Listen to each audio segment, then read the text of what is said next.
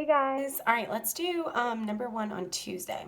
So it says the following numbers, 5, 13, 11, and 29 are prime because what makes a number prime? They're all odd. Yes, they are all odd. However, 2 is even and prime. So that definition will not fit all prime numbers. Prime numbers, they are divisible by 1. That is true. They can be represented by only one array. Ooh, this is array. So 5 equals 1 times 5. It can only be made with 1 times 5. 1, 2, 3, 4, 5. I agree. You can only make it one way. 1 times 5. Perfect. That was one of the first lessons we did at the beginning of the year. We made arrays and then we cut them out and glued them onto different cards. And everybody had either a prime or composite number. Prime numbers can't be divided by 2. Ooh. I would say that that's not true because 2 is even and it's divisible by 2. Okay? Prime numbers are prime because they are divisible by the number 1 and itself. Yes.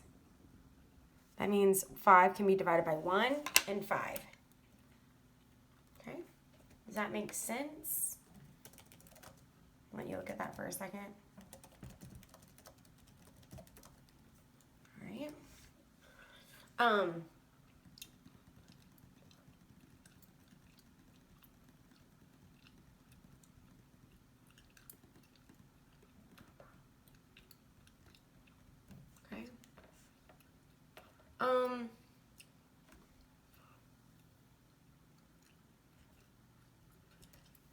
I want to look into not being divisible by 2.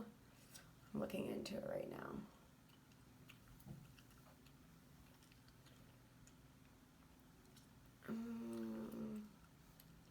Sorry. All right, well, if you, 2 can be divisible by 2 evenly. So prime numbers can't be divided by 2. All right, I'll say that that's fair. Although 2 is prime and it can be divided by 2. Someone look into that one for me. Tell me what you think, okay? All right. Let's do number 2 on Tuesday. So this is one of those algebra questions. It says Alex scored 78 points playing basketball. So Alex is 78 points. Joe scored twice as many as Alex. So 78 times 2.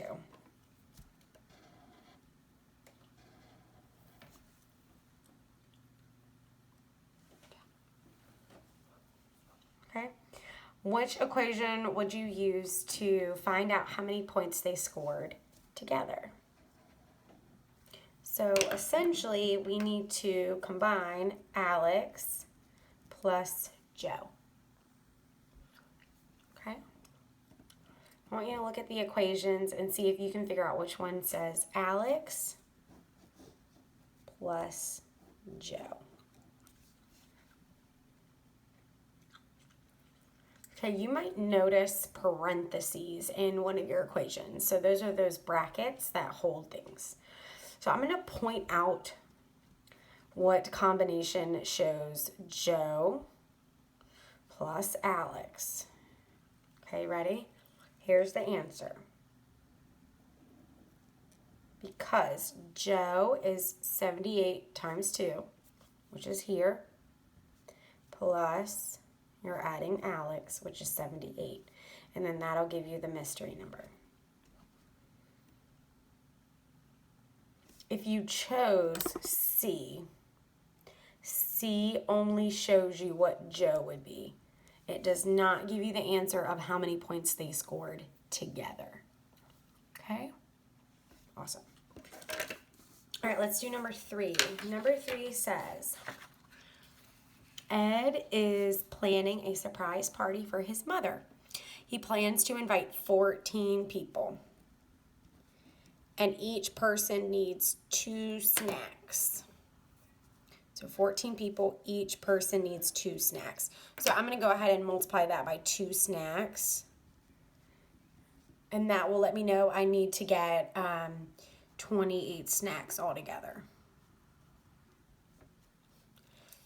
So it tells me in the problem that the snacks come in bags of 10. How many bags does Ed need to buy? What do you think? 14 people, they're all going to get 2 snacks apiece, so that's 28 snacks. And if I go to buy 1 bag, it has 10 in it. If I go to buy 2 bags, that's 20. If I go to buy 3 bags, that's 30. What should I do?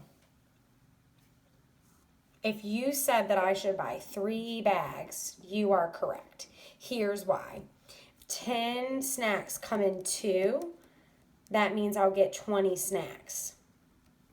But I need 28. So in this scenario, I'm going to have to buy a little extra.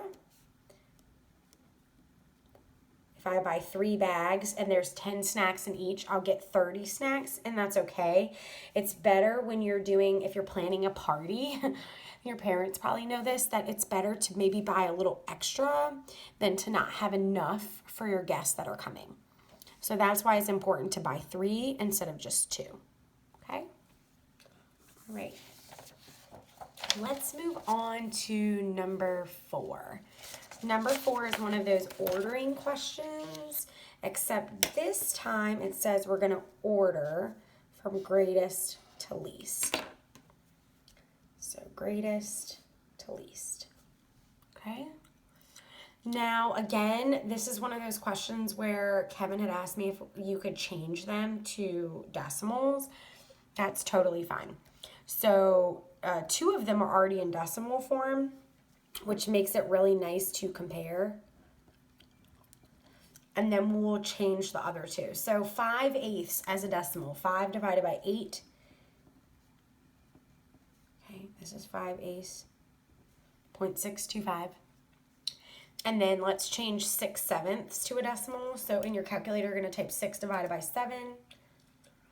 And we're just going to round it off to 0.85.